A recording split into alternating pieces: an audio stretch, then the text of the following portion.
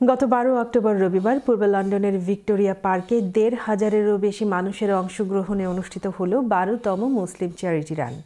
Charity রানের মাধ্যমে east London মসজিদ সহ ৪০টি চ্যারিটি সংগঠন সংগ্রহ করল প্রায় ৩০০,০০০ পাউন্ড। ইস্ট লন্ডন মসজিদ আয়োজিত এই চ্যারিটি রান যুক্তরাজ্যের মুসলিম কমিউনিটির জন্য একটি বড় উৎসবে পরিণত হয়েছে। চ্যারিটি রানে অংশগ্রহণের জন্য মানুষের মধ্যে সারা বছরই প্রস্তুতি থাকে। শুধু দৌড়ে অংশগ্রহণ আর ফান্ড রেজিংয়ের মধ্যেই মুসলিম চ্যারিটি রানের কার্যকারিতা সীমাবদ্ধ নয়, বরং এই চ্যারিটি রানে যারা অংশগ্রহণ করছেন তাদের মধ্যে শতাধিক রানার পরবর্তীতে বিভিন্ন স্থানীয় ও জাতীয় পর্যায়ের ম্যারাথনে অংশগ্রহণ করছেন। 12তম চ্যারিটি রান উপলক্ষে সকাল 9টা থেকে বিভিন্ন বয়সের মানুষ ভিক্টোরিয়া পার্কে জড়ো হতে থাকেন।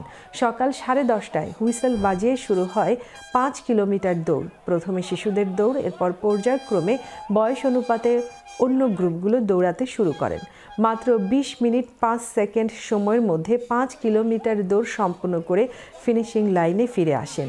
এবার সেরা দৌড়বিদ হওয়ার গৌরব অর্জন করেছেন 31 থেকে 45 বছর বয়স ক্যাটাগরিতে আবদুল্লাহ কিজিথো। দৌড় শেষে বিজয়ীদের হাতে পুরস্কার তুলে দেন প্রধান অতিথি টাওয়ার হ্যামলেটস কাউন্সিলের নির্বাহী মেয়র লুৎফুর রহমান।